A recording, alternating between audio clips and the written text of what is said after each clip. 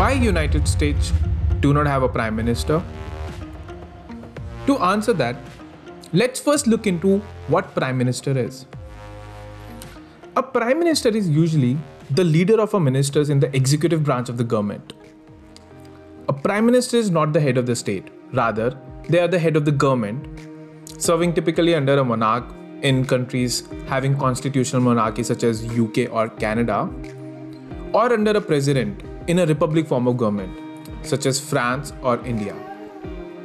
In some systems of the government such as United States, the president is both the head of the state and the leader of the government.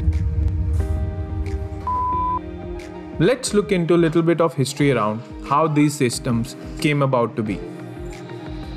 The monarchs of the England and the United Kingdom had ministers in whom they placed special trust and who were regarded as the head of the government.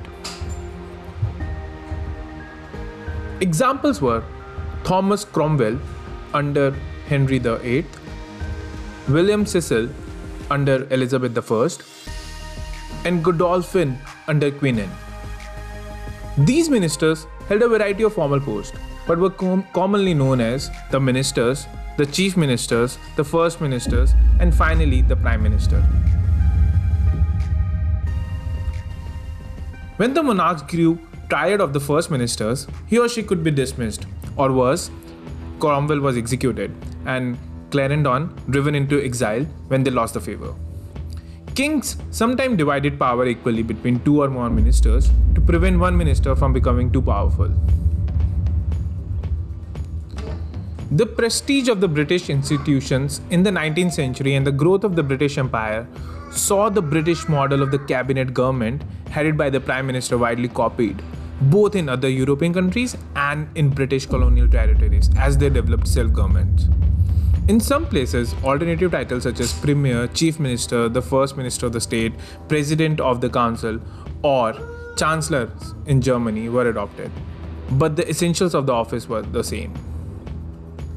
By the late 20th century, the majority of the world's countries had a prime minister or equivalent minister holding office under either a constitutional monarchy or a ceremonial president.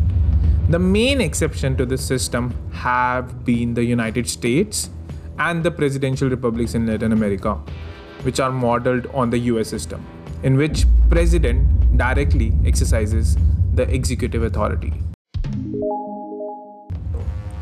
So let's talk about constitutional monarchy. It is a system of government in which a monarch shares power with a constitutionally organized government. The monarch may be the de facto head of state or a purely ceremonial leader. Most of such countries have their roots in Britain and are members of Commonwealth, such as Canada and Australia.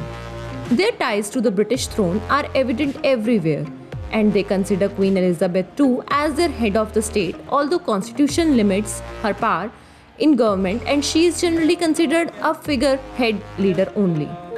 Some other Commonwealth countries such as India and South Africa have removed the monarchy as part of their government, choosing instead to become republics and select their own heads of state.